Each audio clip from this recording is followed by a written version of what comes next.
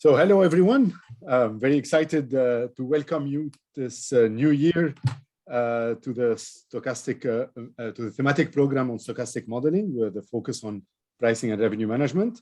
I hope you had some relaxing holidays and you're starting on a productive semester.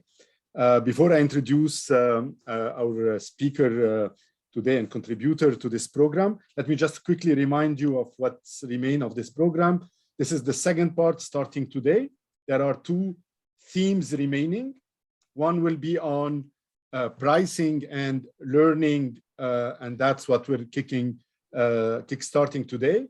And then that's gonna run around 2 weeks through 4 sessions. So 3 sessions that Arnoud will lead to build a short course on basically data-driven optimization in pricing and revenue management. And there will be seminar, which I will give at the end of the month on 28th of January on diffusion approximation and learning.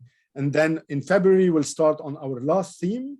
And that last theme would be on platforms and revenue management. There will be online advertisement discussion. And then also part of the sessions will be on a queuing theoretic approach to platforms as well, and then we'll end all this on a seminar on basically also double-sided platforms and the word, I'm missing the word, but this will be given by Gabriel Weintraub on the end of February.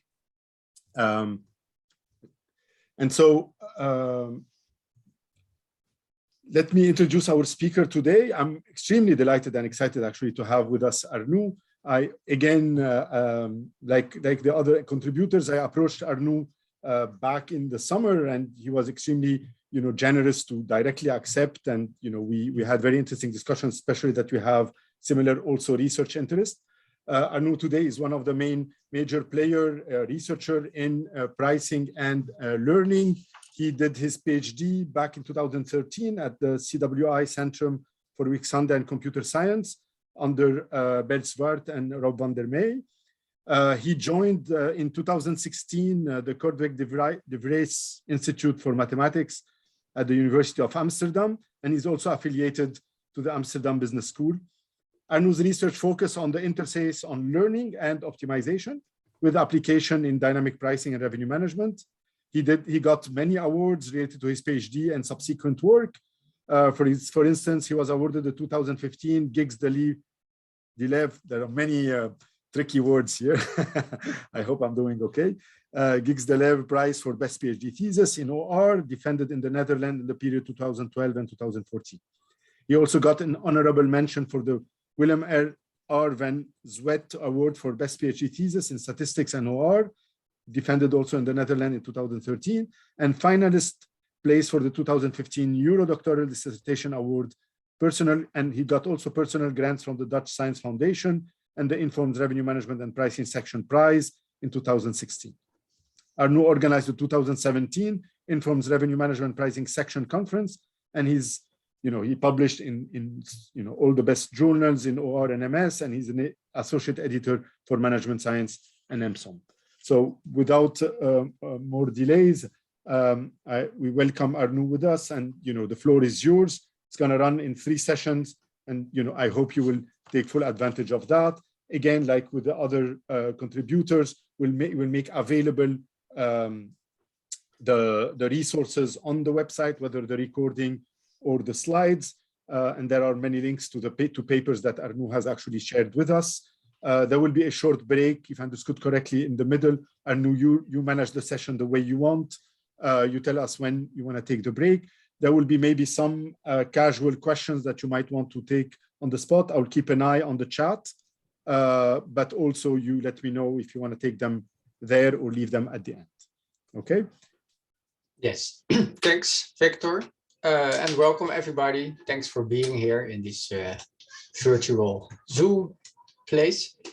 Yes, also before I start, thanks a lot to you, Victor, for organizing this program. So I think the pandemic has many downsides, but one of the plus side is that these kind of online meetings with a very international audience have become much more common. So I think that's a very positive development.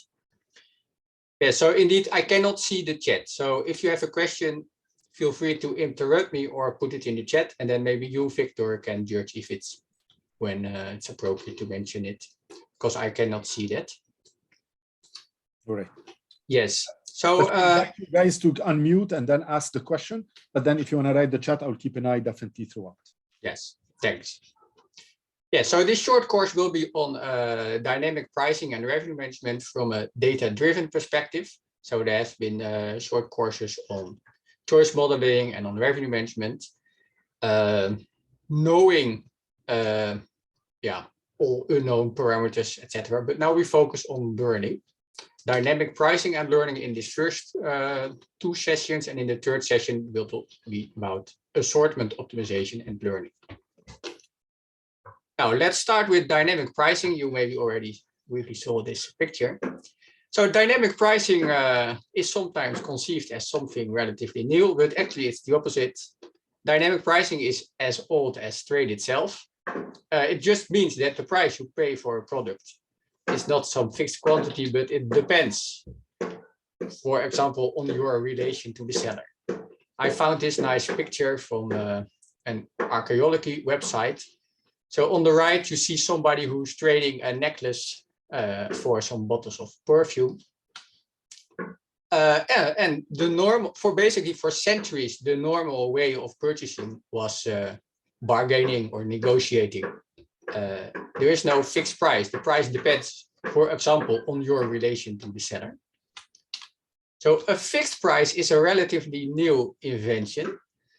So in the Western world, I think it was in the 19th century that somebody introduced that. But recently I discovered that in Japan, the price tag was invented earlier. But in the United States, the price tag was invented by Mr. Wanamaker. He had a department store, he sold clothes. And it used to be that the prices for his products were not fixed, so everybody just negotiated. Now, he was actually motivated by fairness. He thought that everybody should pay the same price. That was fair, according to him. So he had really a revolutionary concept of the price tag with a fixed price for his products. Everybody pays the same. And he also introduced a return policy. You can return your goods if you don't like it, and you get your money back. So that was, in marketing history, a revolutionary concept. Now, and for basically, since then, the fixed price and the price tag has become mainstream. But nowadays, as we all know, we reversed the trend to the old days, and prices are dynamic. It just means that the price of a product changes according to anything. The classical revenue management application is that the remaining inventory determines the price. Like with airline tickets, the remaining number of tickets and the time until departure. But of course, price can depend on the competitors' prices, the time of the day or the year, the expiry date when you have perishable products. So for example, here you see a price tag, a digital price tag of a product. And there are 2 variants. Depending on the expiry date, you pay more or less. So that's a nice application where dynamic pricing can be used to reduce waste. Oh, and there are many other things. And of course, due to digitalization, dynamic pricing nowadays is practically costless. You can just change your price whenever you want. A generation ago, you had like menu cost, or you had like some catalog that you had to print. Things were different. Now, from a seller perspective, if you can change your price dynamically, then what you want to do is basically for each customer charge a different price. Now, that's difficult because so you basically, when you have a product, you want to know the willingness to pay. What is somebody willing to pay? Or maybe not personalized, but for the whole population. What is like the willingness to pay distribution? Now, there is actually research on this, and people have identified where in your brain you determine what you want to pay for a product. So here's the reference. The thing is, I don't know about you, but usually I don't even know what I want to pay for a product. Yeah, maybe when you think about it, you can get a rough guess. But it's not so easy to know your own willingness to pay, let alone to learn a distribution from a population. Now, nevertheless, that is what we are going to study. Now, and what is crucial, I would say, in today's research on pricing and learning how your customers behave, learning what they are willing to pay for your product. What is crucial is expressed in the following diagram. So we start with data, say transaction data.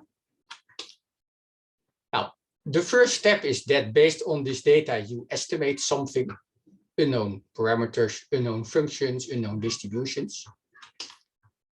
You insert these estimates into an optimization problem, for example, a price optimization problem, and you use this decision and you implement that in practice. Now,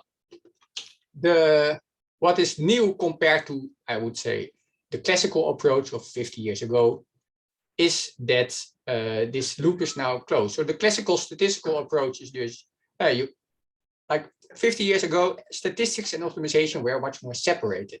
You estimate, that is a discipline. How do you estimate? You optimize. And in optimization papers, usually people just assume that all the quantities were known. Nowadays, this is one area that's quite nice, because your decision usually generates new data. If I select a selling price and I use that for a while, I get more transaction data.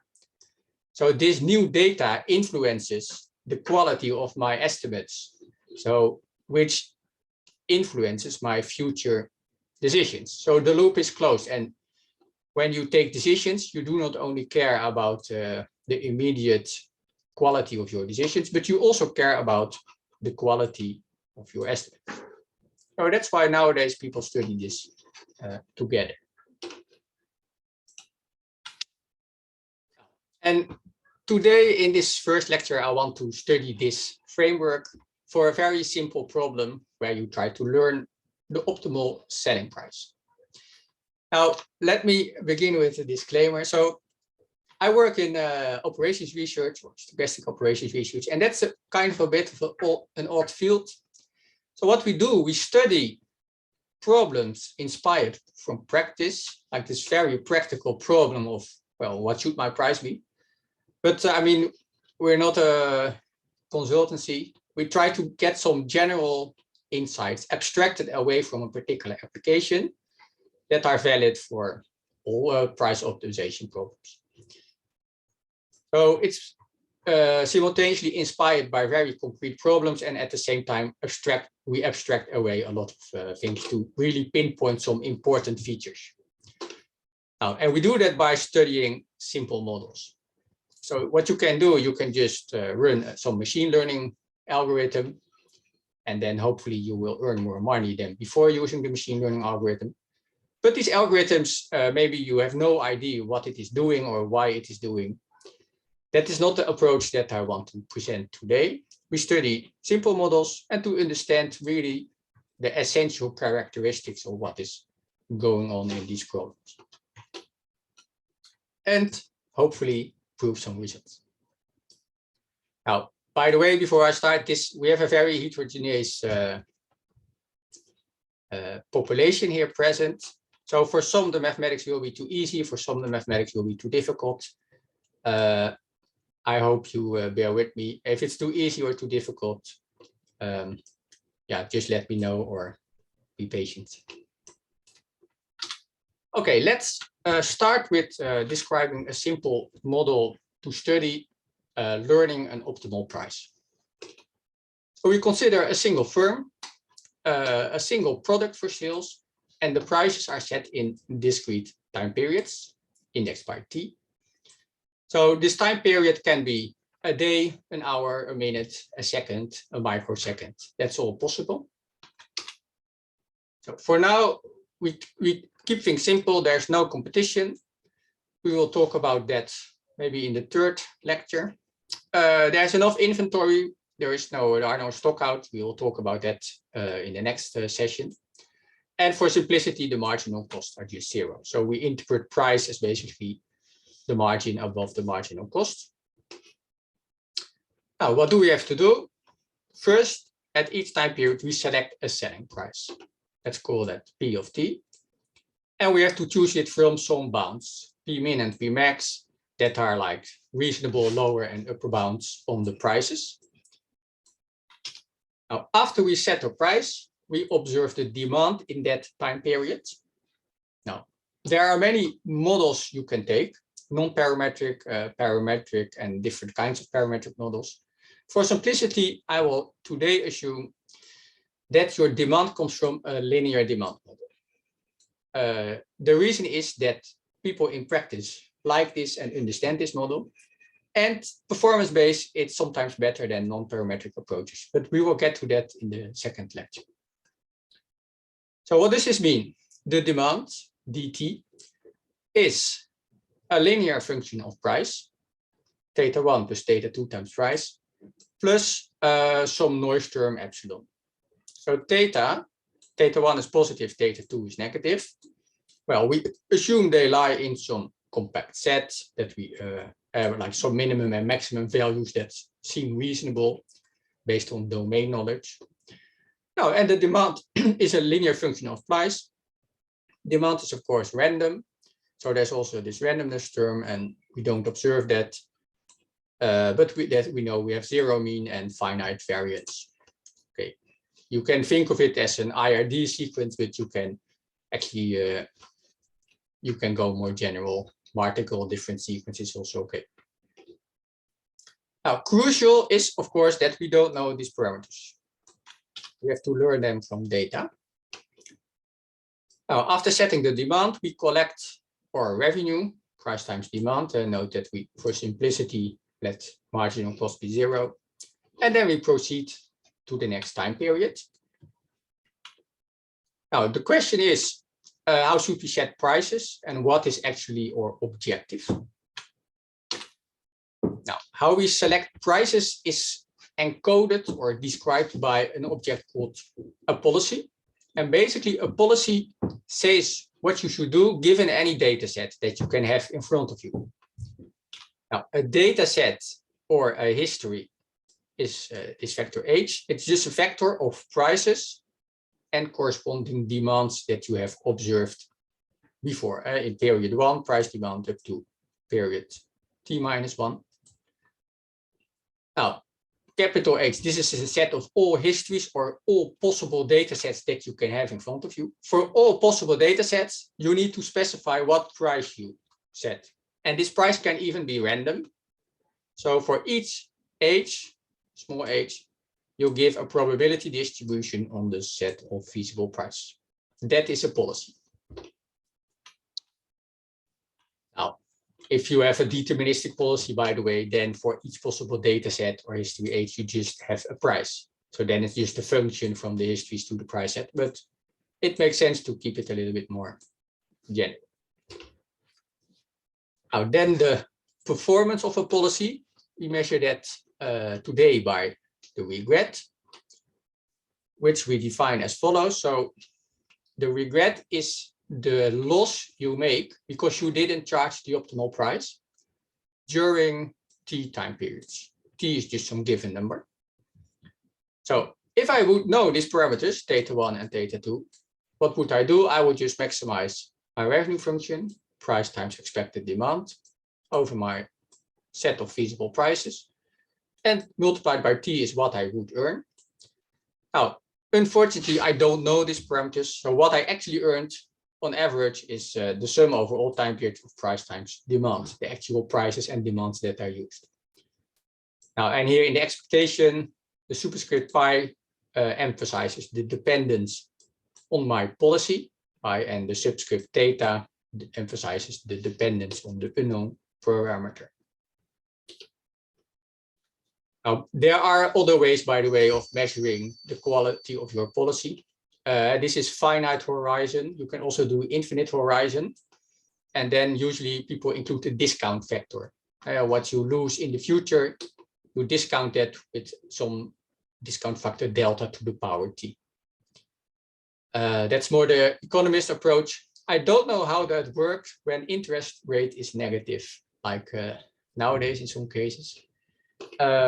You can also look at infinite horizon average reward, and you take this limit of this object to infinity and you divide by t. But this is what we study today, and it's one of the most common objects, performance measures. Now note that this object regret depends on theta, so we don't know theta, so we can either study this regret, where theta is the real theta of a policy, or we can say, no, we just want to look at the worst case regret over all possible values of the unknown parameters in some set. Now, you cannot really say which objective is better. On the one hand, you could say, well, whatever this theta can be, I want to have a low regret. So let's look at the worst case regret. On the other hand, you could say, I don't care about the worst case. I only care about the true case. So I only want to have this regret small for the true theta, and I don't care about some artificial worst case. Now, both you can discuss forever about this. You can study both. So in these lectures, we will study both. But mostly we will focus on worst case regret, sometimes on this. So the question is clear. We have this, say, or worst case regret. We want to find a policy by this complicated object collection of probability distributions that minimizes this object over all possible policies. Now, let me start with the bad news. This is intractable. Intractable has two meanings. One meaning is that it's like NP-hard, something like that. The other meaning is that researchers don't know how to solve it. You can use it in both meanings.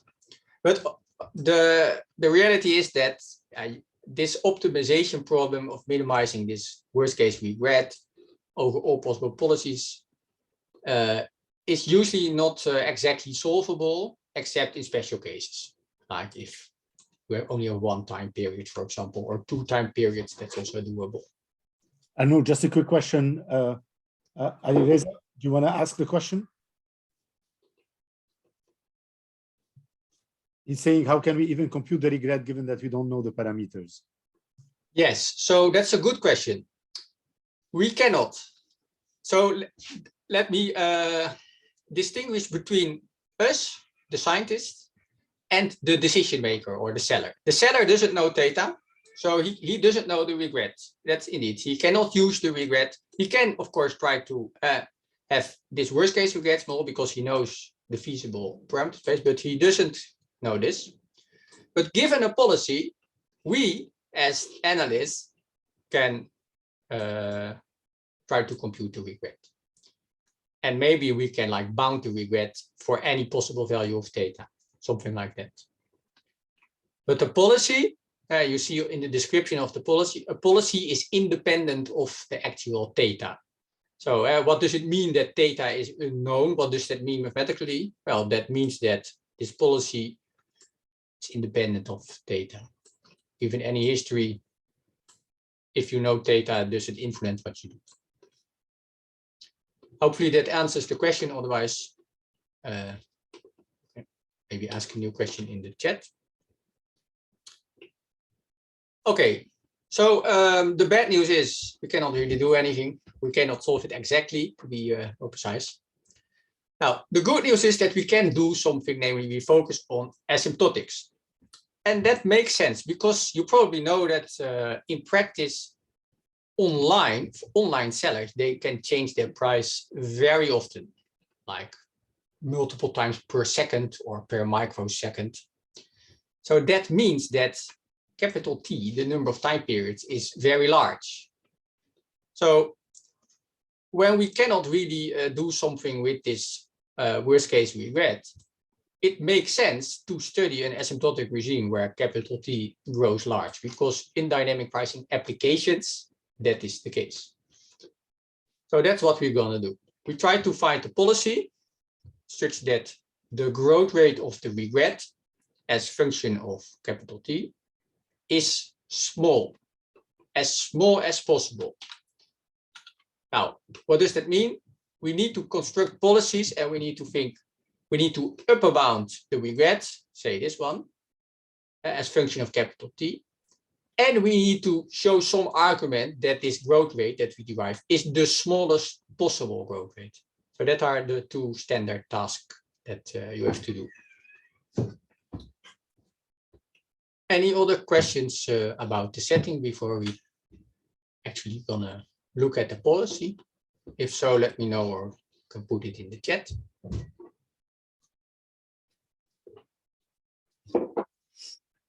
So let me start with a very simple policy.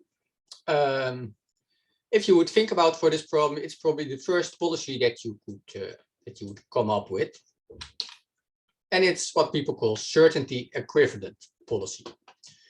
It has many different names: greedy or myopic pricing or passive learning. It just means that you have your data set. Well, there is some unknown parameter data. What shall we do? Well, just do linear regression. Try to fit a line to your price and demand data. Estimate this data, and then take the optimal decision given your current estimates. So basically, you assume that your estimates are correct, and then you solve your optimization problem. You compute the optimal price, and you use that. Now, that is the certainty equivalent policy. So let me show it. We have to choose some initial prices, otherwise we cannot do linear regression. They have to be different. Now, and then after these two initialization periods, we can do linear regression. So at each time point, what we do, we have our data. Based on our data, we estimate the parameter theta. Let's call that theta hat. So what do? We look at the sum of squares, the square of the demand minus our estimate sum. We minimize that over all possible values, and then we project the solution on our feasible parameter space. You can also just take the minimum of theta in our set capital theta, but this is a little bit more convenient in the analysis. Now, when we have our estimate, we plug that in our objective function, the revenue price times demand, and we select an optimal decision. That's it. So to summarize this policy, you could say, well, we always choose the perceived optimal decision, or the estimated optimal decision. It's very intuitive, and it turns out that this policy is used in practice. I didn't do a big field experiment, but I have some anecdotal evidence that people use this because it makes sense. So let's have a look at the regret and the convergence. What happens? For example, we would like to know what happens with this parameter estimate. Does it converge? Do we eventually learn the true value and the price? Does it eventually converge to the true optimal price? Oh, the answer is no, of course. It turns out your parameter estimate always converges, but with probability 0 to the true parameter. And the same for your price. Your price will converge actually quite quickly, but it will converge to the wrong price. So not to the optimal price. So here's a picture of a simulation. So you here see some parameters, theta 1, theta 2, some price bound, initial prices, some feasible price set, and the noises are, say, Gaussian. On the horizontal axis, we see the time, and on the vertical axis, we see the price. Now, each color represents a different simulation. So you see that the prices stabilize very quickly under this certainty equivalent policy, but they converge really quickly. Of course, quickly is a relative term. It depends, of course, with what you compare it with. But you see that they stabilize quickly in general. But each time on a different value. In this case, the optimal price is 5, but you see that it's never on 5 and can be quite far away. Now, there are several ways to understand this. One is the phenomenon indeterminate equilibria. What you see is what you predict. How does that work? So we have our objective function. We want to maximize price times expected demand. It's a simple quadratic function, so the optimal price is θ1 divided by -2 times θ2. If the things have the correct sign, θ1 is positive, θ2 negative. Now, we suppose that I have my estimates. Now we want to exclude some boundary cases, so we're not on the boundary of the feasible set, and all our parameters have the correct sign for estimates. Now, what happens? I have my theta hat, that's my estimate. Then I will charge the estimated optimal price, theta hat 1 divided by -2 theta hat 2. That's just object, but with the thetas that I don't know, replaced by their estimates. My average demand, so my observation, is then θ1 plus θ2 times this price. Now, what I think, as a seller, is that my expected demand will be theta hat plus theta hat 1 plus theta hat 2 times this price. That's if my estimates are correct, this will happen. Now, if these are precisely equal, then what I see is what I predict. So my new data seems to confirm the correctness of my incorrect estimates. Now, in that case, this theta hat is an indeterminate equilibrium, and this price is an uninformative action, because it does not discriminate between the truth and my prediction. You can also see it as follows. My theta hat generates an estimated demand curve, and there is the true demand curve, θ1 plus θ2 times price. They intersect exactly at the optimal price. So the new data doesn't give me new information, it just confirms the incorrect estimate. So bad luck with this first policy. Here's another simulation. Each red dot represents the limit value in one simulation of theta hat. This blue line represents the indeterminate equilibria, θ1, θ2 as on the axis. So 10 and -1 is the true value. But this greedy or certainty equivalent policy can converge to any value on this blue line. And you see indeed that that is happening. Now, to characterize this limit distribution is completely open problem. And it's quite tricky. Okay, so that was our first try, a greedy or certainty equivalent policy. Let's try something better. Now, to design that, there is another intuition, and that is has to do with the variation. So the intuition is what you saw on these pictures, that with the greedy policy, the prices converge really quickly, actually too quickly. We need more variation in our prices. Why is that? Then we get better estimates. Here you see two suggestive illustrations. On the right, you see that the prices are all a bit clustered together, and then you can just get really bad estimates. And if the prices are nicely spread out, they have variation, then that will, I will get better estimates. So I will need to induce or generate variation in my prices more than that is what is naturally induced by this policy. I need to basically actively experiment. Experiment with my prices is necessary. That's like the first lesson to retailers. Don't do this really, you have to perform experiments. Some retailers are a bit risk averse. They find it a bit scary to do experiments. And it is a bit scary because you have to think about this carefully. You don't want to annoy your customer base.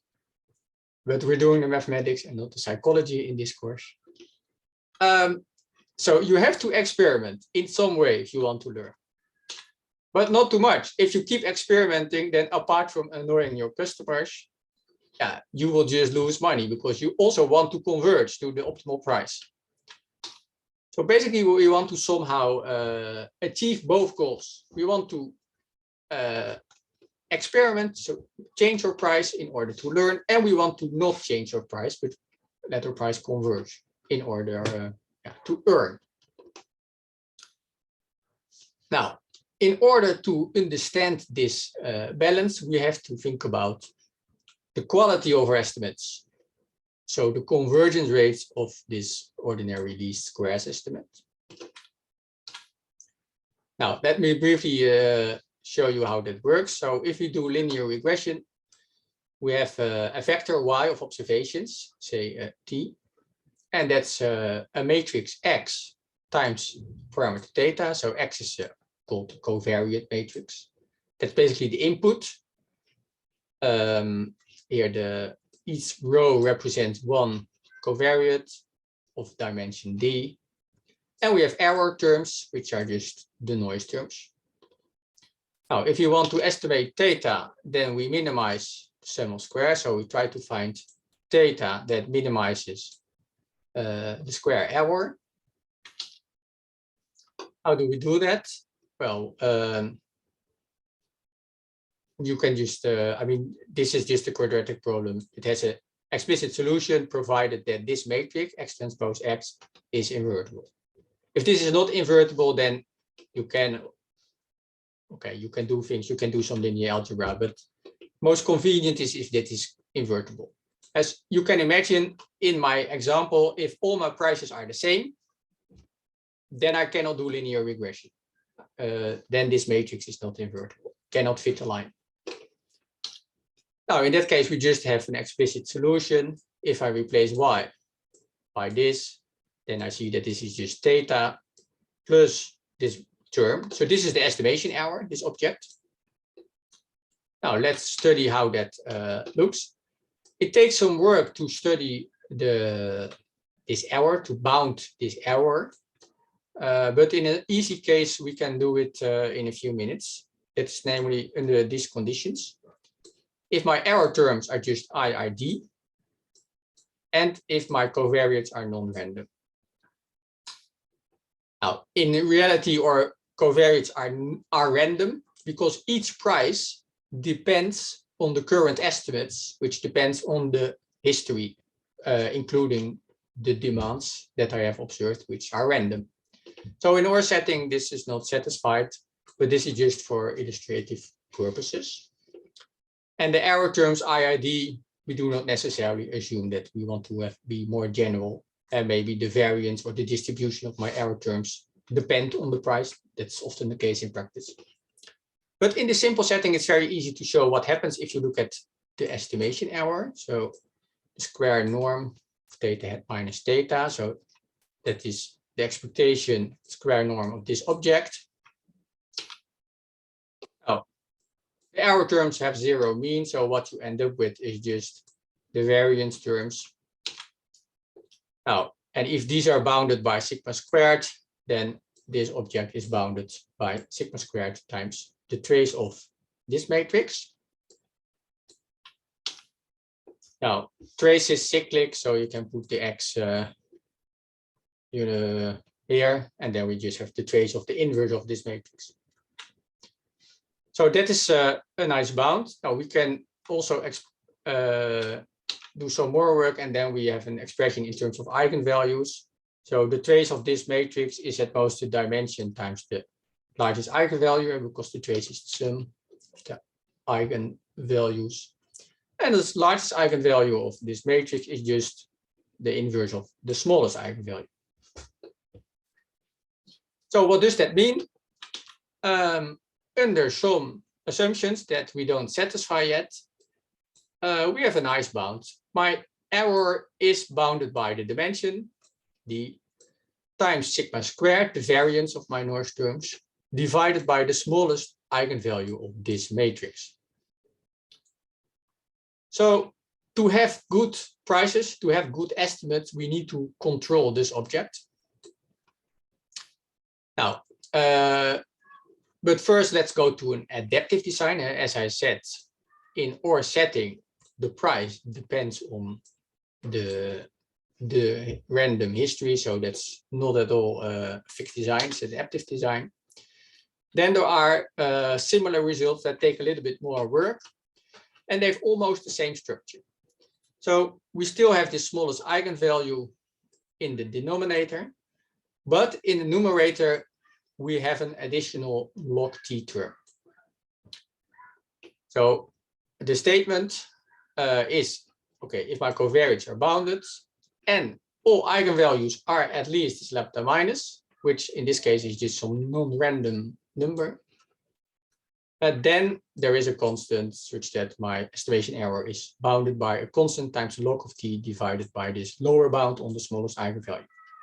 It's a bit cumbersome statement, I agree. The thing is, you cannot end up with this expression if this expression on the right hand side, if that is non-random. You can of course take expectation. But the advantage of this expression is that we know what we have to do. We have to ensure that the smallest eigenvalue of this object is at least this number lambda min, and then I know how good my estimates are. Now, this constant is not the most, the largest problem. This log term is a bit strange. During my PhD thesis, I spent too much time thinking about this term, but to no avail. Because it's, so the question is this log term really there or not? Is it just bad proof technique or not? It turns out sometimes he or she is really there. That's from a nice paper by Nassiri, Toussi, and Ren. So the slides will be posted online, and at the end of the slides, there will be the complete literature references. So in this paper, they construct an instance where this log term is really there. And in fact, I have exploited their results a little bit. You can do really strange things. Namely, you can have a fixed design such that your parameter estimates converge. The smallest eigenvalue of this matrix, as you keep using more data, grows to infinity. But it grows to infinity at a slow rate, slower than log of t. So slow that this right-hand side term does not go to zero.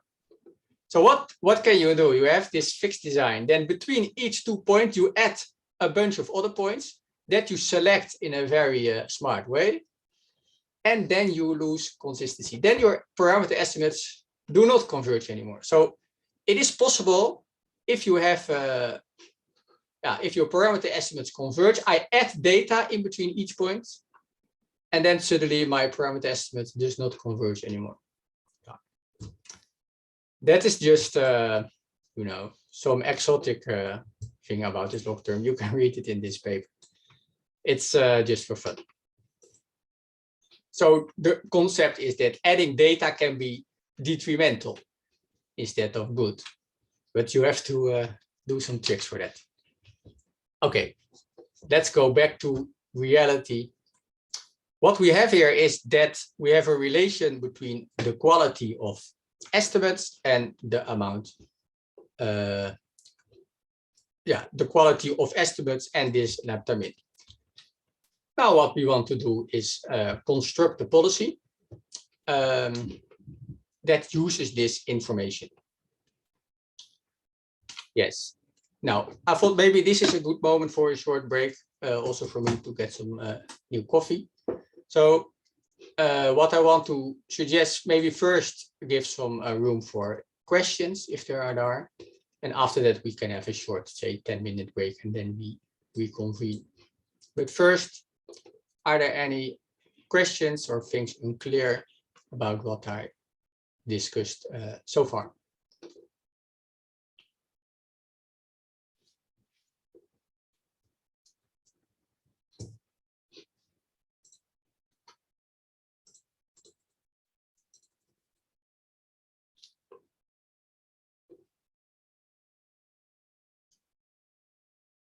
So If not, then that's of course great.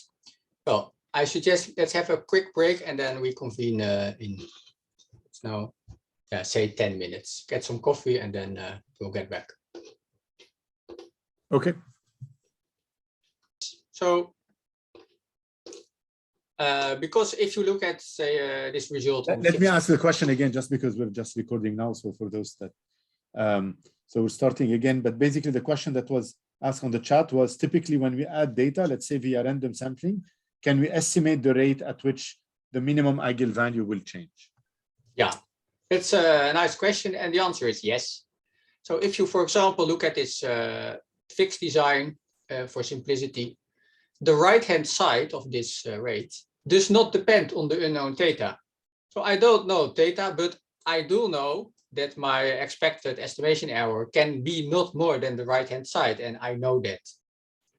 Okay, sigma square is a bit an issue. You have to assume like a maximum variance, but especially I know this. So if you talk about rates as time increases, this depends on my covariates. In the price example, it will just depend on the prices. So the answer is yes, you can control your estimation error without knowing data. But the same holds in the adaptive case. Now, I hope that answers the question. If not, feel free to ask more questions in the chat. So welcome back, everyone. Indeed, let's proceed. So what have we done? We have seen that the greedy policy doesn't really work. We need to induce price variation. And we see that the smallest eigenvalue of this matrix, which is called the design matrix sometimes, plays a role in the quality of our estimates. So we should ensure that this is big. Now, before we make a policy that works, we can ask, what is this smallest eigenvalue actually? Especially when you talk to practitioners, they will not understand what this means. Now, it turns out that in our simple pricing problem, this has a very natural interpretation. And let me show that on the next slide. So in our pricing problem, demand is this vector times theta. So theta is a parameter, theta 1, theta 2. So if I write my covariate as 1, pt, and then the inner product is what we had. So this 1, pt is my covariate. So this matrix X transpose X on the previous slide has this form, the sum of the column vector 1 pi times the row vector. It's a 2 by 2 matrix. So this is the design matrix. Now let's think about the smallest eigenvalue of this matrix, because that's what we need to control. And we can find an easier expression. To that end, the determinant we can compute, just simple computation, that's t times or t squared times the sample variance of my prices. Now, the trace of this matrix is something that grows linearly in t, with some constant before the t that is bounded away from 0 and also from infinity. Now, with this information, we can say something about the smallest eigenvalue. It's the determinant divided by the largest eigenvalue, because the determinant is the product. Now we use these bounds. The trace is in between these. So, okay, the trace is the sum of the smallest and the largest. So this quantity is bounded from below by this quantity, where I replace the largest eigenvalue by the trace. And then I apply this bound. Here I get some number times t. Here I get t squared times the variance. So I get t times the sample variance. And the other way around. The trace is the sum of the eigenvalues. So the largest eigenvalue is at least half of the trace. And then I again apply my bound. And I get this upper bound. So what do we have? The smallest eigenvalue is t times the sample variance of my prices times some number that lies between some other numbers. So what do you say to a practitioner? Well, you don't talk about the smallest eigenvalue. You talk about the variance of his prices, or t times the variance of the prices, because that's something that they understand. So what we need to control, if we talk to a retailer, you say, well, the variance of your prices. If they understand that, then that helps. Okay, that's about an easier interpretation. Now let's construct an actual policy, which we can call controlled variance pricing because we control the variance. It's almost the same as the policy that we have already seen. So this is the policy that we have already seen. We start with some initial prices. At each moment, we estimate data ahead. This is our linear regression estimate. And the next price should be a maximizer of our estimated objective function, where the data are replaced by our estimate. Now this doesn't work, we already know, so we add a constraint, which you can interpret as an information constraint. So what is our constraint? We want to ensure that we have enough variation. We saw that this smallest eigenvalue is basically grows at the same rate as t times the sample variance of my prices. So at step t plus 1, I want to ensure that t plus 1 times the variance of my first t plus 1 prices is at least something. Now, this something I need to determine, but this is everything. Just add a constraint to ensure that we learn sufficiently fast. So conceptually, this policy says, well, you just always choose the estimated optimal action or the perceived optimal action that induces sufficient experimentation or exploration. Now we need to have some conditions on F to ensure feasibility. So for example, for T is at the third time period, you need to be able to satisfy this. And if F is really big, then I cannot suddenly ensure that I satisfy this constraint. So there are some constraints. They're not really important. What's important that this is just some increasing function that we can determine. Now, if F is 0, then we just have the original policy. If F is very large, then we experiment a lot, but we will see that that is costly. So this F will, we need to find a function that somehow balances between our two objectives of learning and earning. Now, and in a few slides, we will see how that works and what the optimal F is. If you like, you can already try to guess what it will be. Oh, well, you had 1 second to do that. I didn't know. Here is already the answer. The optimal F is almost square root t. Square root t times log of t. If you do that, then what will happen? Your prices will converge, say in exploitation, and your regret, your worst case regret, is bounded by a constant times square root of t log t. Now, remember, the regret is cumulative. So if I look, say, at the average regret, I divide over t time periods. If I would divide by t, then you see that this quantity goes to 0. So my average loss per time period goes to 0 as t goes large. That's nice.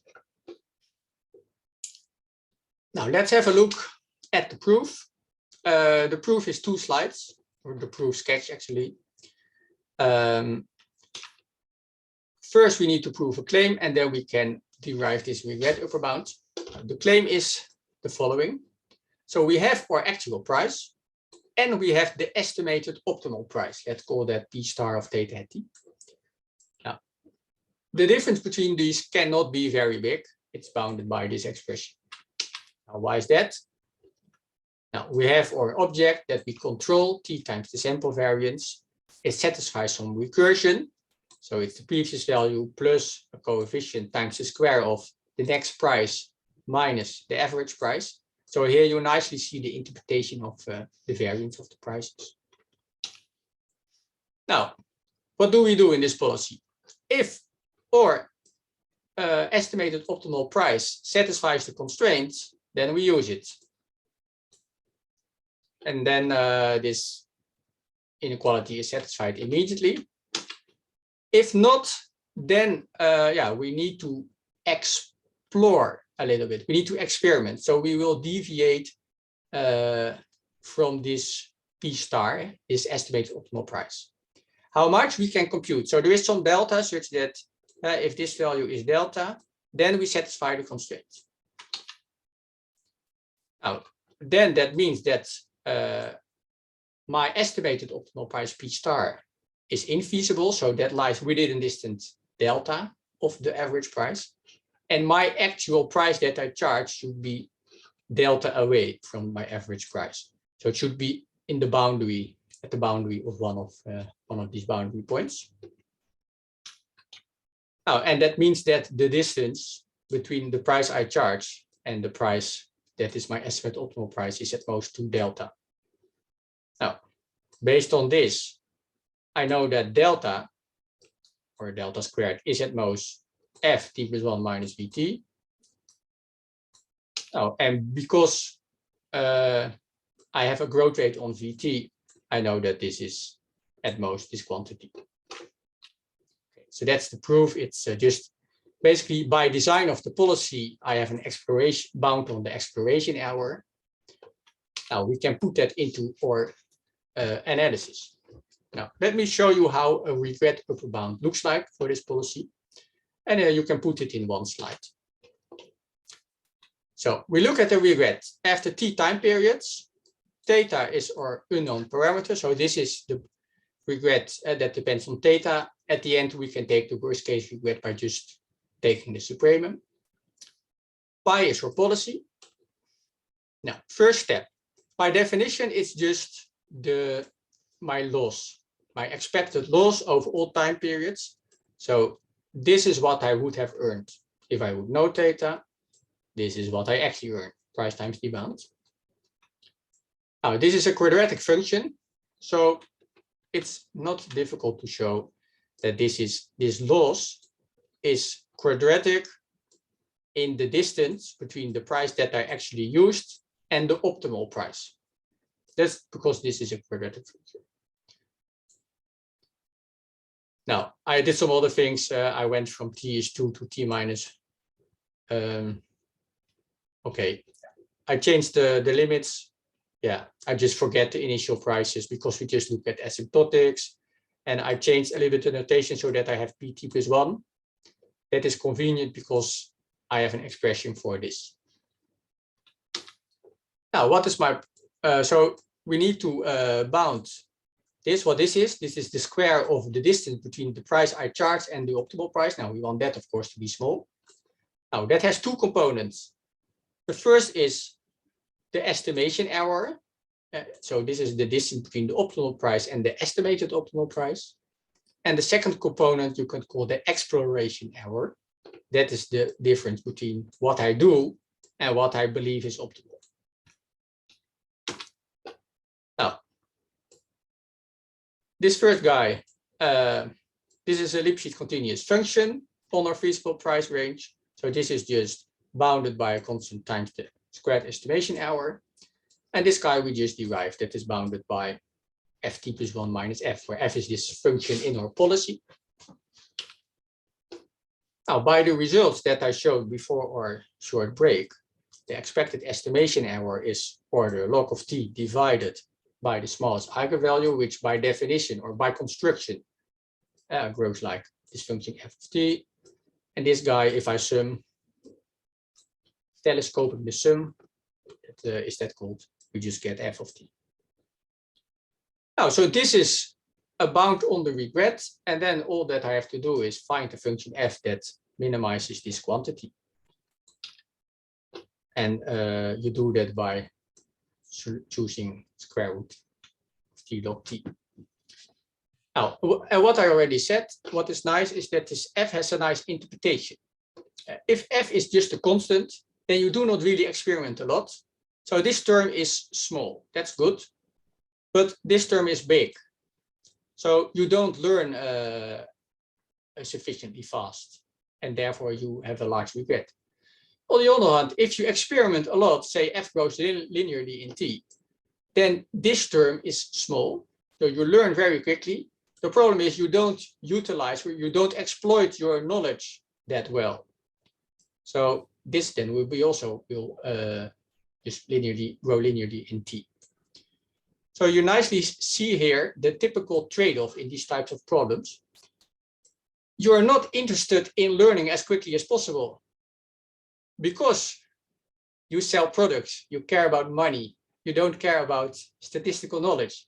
And basically you sacrifice statistical knowledge to earn more money. You want to have the exact right amount of statistical knowledge to maximize your earnings, to minimize your regret. This is a typical trade-off that you see in these type of problems. And in this case, you can find the optimal function. A quick question, Arnoud. So basically your policy is gonna sometimes put the optimal price given your estimate, and sometimes basically will be pushing it a little bit further so that it kind of like make sure it learns. Can we say how many times actually you don't pick the optimal price? So for example, for a kind of retailer, like you said earlier, they're basically it's natural for them to put the optimal price, at least the optimal price given their history, right?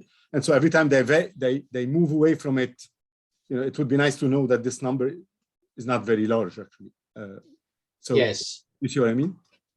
So what I remember from the simulations is that usually you are at the boundary of these intervals. So usually you charge the optimal price plus a small perturbation. But this, I mean, you charge the estimated optimal price plus a small perturbation, but this perturbation goes to zero. That is often what happens. So I think you rarely have enough. Sometimes by noise, basically, it accidentally happens that you don't have to experiment. But usually what happens is that you're exploring at exactly the right amount. Because if suddenly you don't have to explore, that means that in the previous periods, you have explored too much. Because you have too much knowledge at this point. You don't have to explore. You don't want it. You want to basically distribute the burden of experimentation across all time periods. Oh, thanks. That's an excellent question, which illustrates indeed this principle. So by all means, yes, so let me first proceed with this. What I want to say, by all means, I mean, this policy is just like a concept which shows the balance between learning and earning. You do not necessarily want to use this in practice. Although, now I'm saying this, let me tell you a story. So this policy was actually implemented in practice. And that's a nice story. So there was a wine seller, and they sell wine, an online shop for wine. And they implemented this policy for the wines. I was surprised. I thought that will never work, because this is just some asymptotic single product policy. How can it ever work in practice? But it turned out they did a field experiment with the existing price policy and the new price policy. And profits went up like order 15%, something like that. So I was surprised. So I asked the people who implemented this, why does it work? Well, it turned out that that had everything to do with the existing price policy. Because the existing price policy was that the CEO of this wine company, when there was a new wine, well, he just he gave himself a bottle of this wine, and he drank a glass of wine and he tasted. And he said, well, this tastes like a 10 euro bottle of wine, so let's charge 10 euro. Well, I think that's a brilliant price policy, just tasting and based on your experiments. Unfortunately for the CEO, they changed to this algorithm, so he has no excuse anymore to taste all the wines. Okay, that's just some funny story, which to my surprise showed that the simple policy, which really neglects a lot, competition, I don't know, non-stationarity, it neglects almost everything.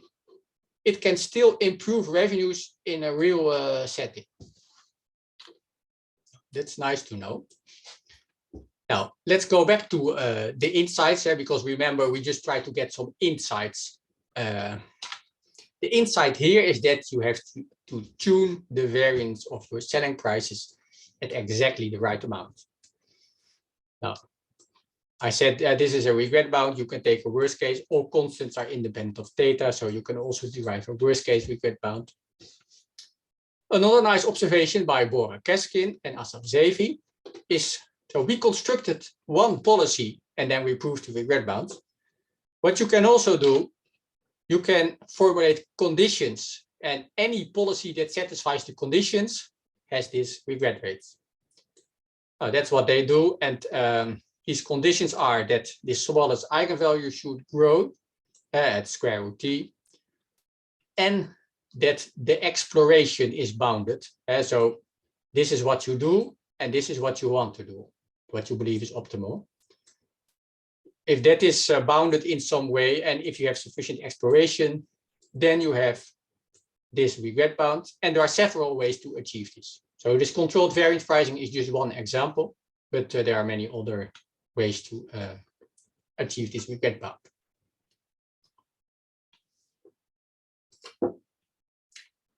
Okay, now we have a regret bound. Nice. The next question is, of course, how good is this?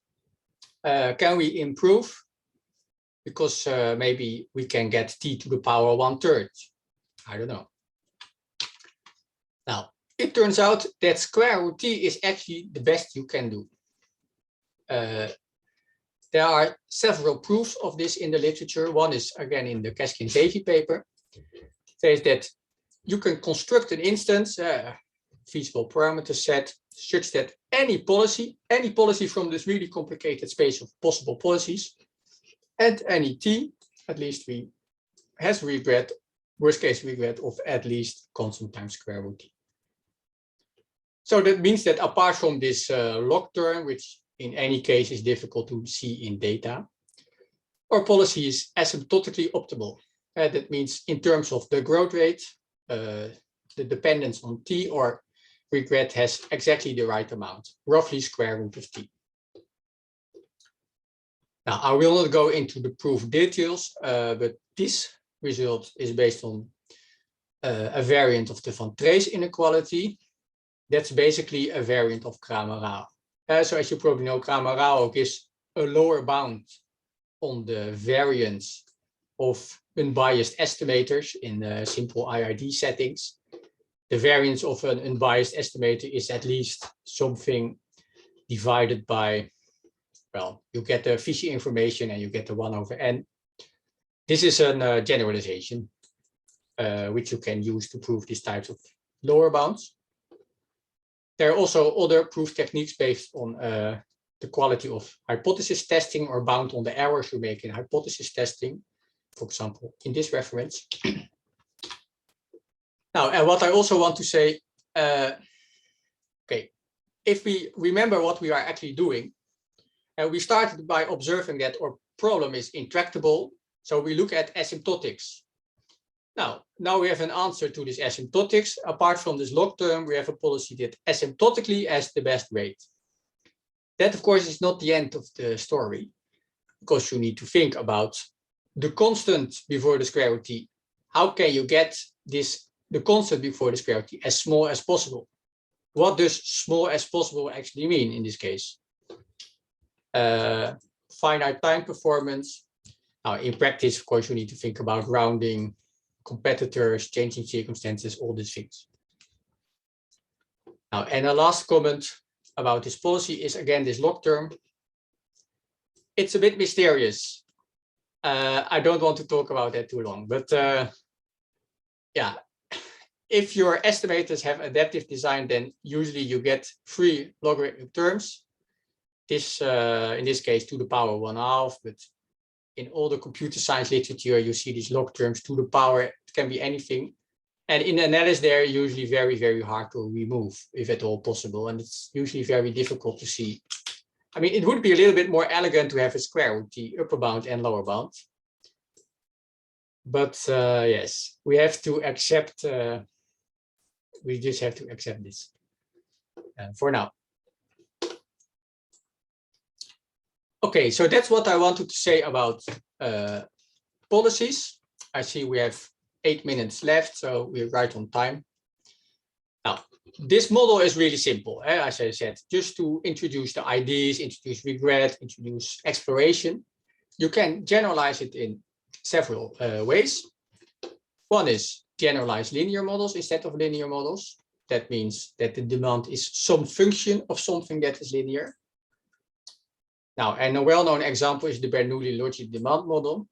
The time periods are then very short, and the probability that somebody buys is the logic function of the linear term. That's a very standard model, useful if your time periods are so small that at most one person buys in that time period a product.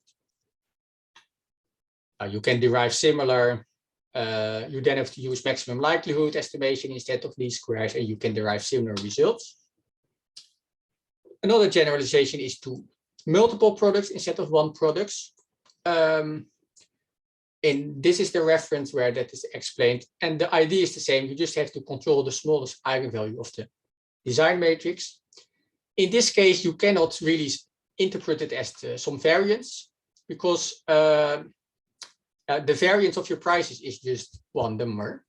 If you have multiple products, then it's basically about covering the space in all dimensions. If you sell two products and these prices are perfectly correlated, you can imagine that if you want to estimate the parameters of a linear demand function, that you then miss something. You want to have price dispersion in all directions. And if you miss one direction, then things can still go wrong. But the bottom line is that with some work, you can extend it to multiple products. Now, finally, let me point out that this problem is closely related to what people study in the multi-armed bandit literature. And this problem is then referred to as the continuum armed bandit. That means that your action set, your prices, is from the continuum, say 0-1 interval or translation thereof. So that literature is very relevant. One difference that is relevant in the multiple protocol case, for example, is that in this literature, you just observe your rewards. But if you have multiple products, you usually observe the demand. So that's a vector instead of just your total reward. So you get more information. That's one of the several differences between this literature. So that's what I wanted to share today. I think we are nice on time. Simple model. This nice inconsistency of the greedy policy and intuition why that happens. And one way to solve that by controlling the variance and obtaining optimal performance.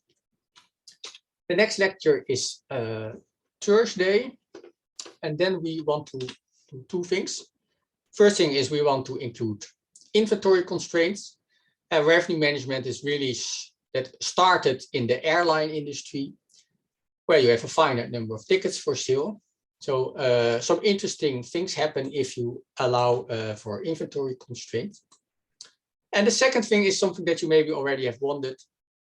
So why are we studying linear models if you can also consider more general models, non-parametric approaches? Isn't that better? And we will discuss if that is better in terms of performance or not, or it depends, and what can we say about that.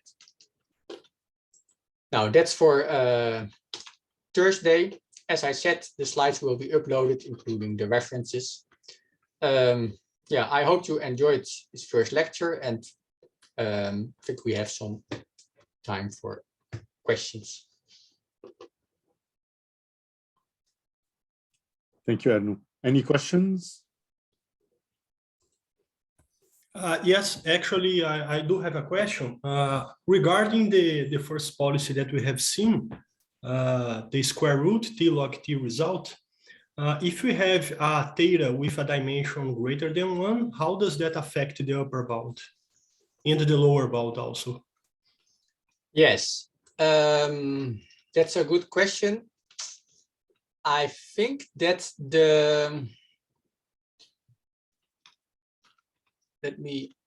so I forgot. So it can be linear in D. I probably linearly in D. So D times square root T. But I forgot the details also because there are several studies about this. Because what sometimes happens is that it's also related to pricing with features. As sometimes there is a feature vector that is very high dimensional, that codes properties of your customer or properties of your product. And then it usually happens that what you know is really high dimensional, but you just you use regularization. So you assume a kind of sparsity. So essentially, for example, you assume that there's just a small number of parameters that are non-zero that really matter. And then I forgot how the relation exactly is. One paper in that direction is by Gajiban and Boer Keskin, if you're interested. But for this setting, yeah, in any case, d times square root t, but I don't remember the details if this d can be improved. Okay, thank you.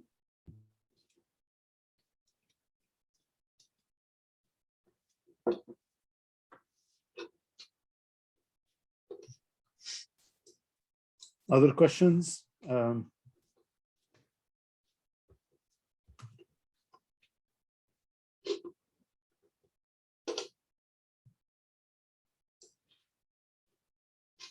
Okay, so we'll leave it here.